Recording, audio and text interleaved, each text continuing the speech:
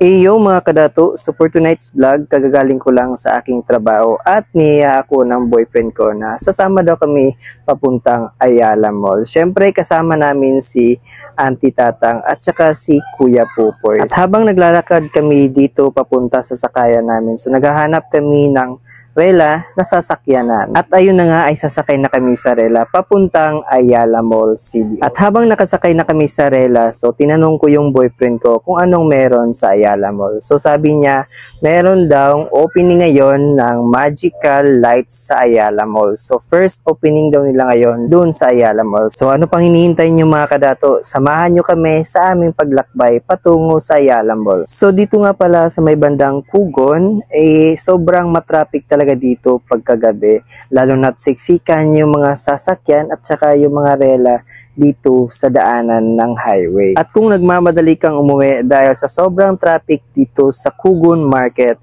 pwede mo na rin lakarin patungo sa inyo. Huy! Syempre mga kadato, kung nagtataka kayo kung bakit minsan lang ako nakapag-vlog, kasi sobrang busy ko po sa aking trabaho at lalo na Sunday lang talaga yung bakante ko. At andito na kami sa may Corrales Street, so malapit na kami papunta sa Ayala Mall. At sa mga nandyan sa Ayala Mall, kita-kits po tayo mga kadato. At bago ko ipagpatuloy ang aking vlog, please follow my social media account mga kadato sa aking Facebook page, YouTube, at saka TikTok mga kadato. At dahil malapit na tayo sa Ayala Mall mga kadato, ihanda nyo na ang mga sarili nyo dahil mapapanood nyo na ang naggagandahang Christmas light opening dito sa Ayala Mall CDO. At sa wakas, andito na tayo ngayon sa Ayala Mall CDO mga kadato at aantayin na lang natin na bababa tayo sa rela. At syempre hindi tayo tatalon para hindi tayo mapuruhan.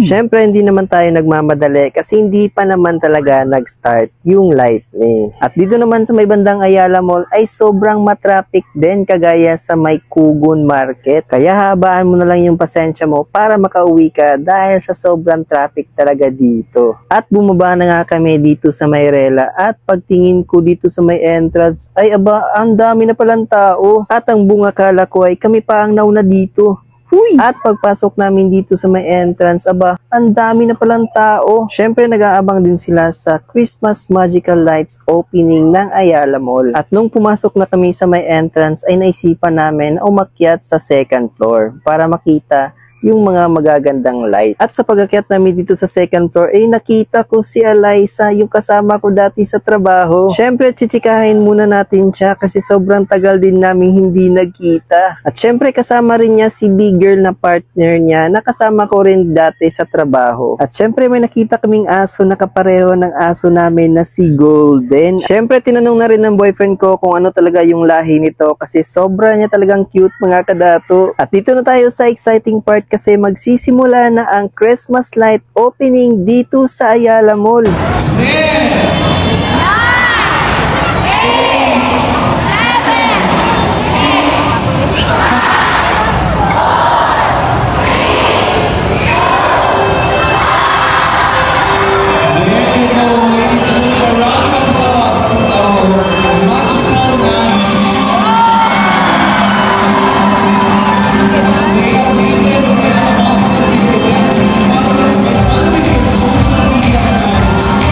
1.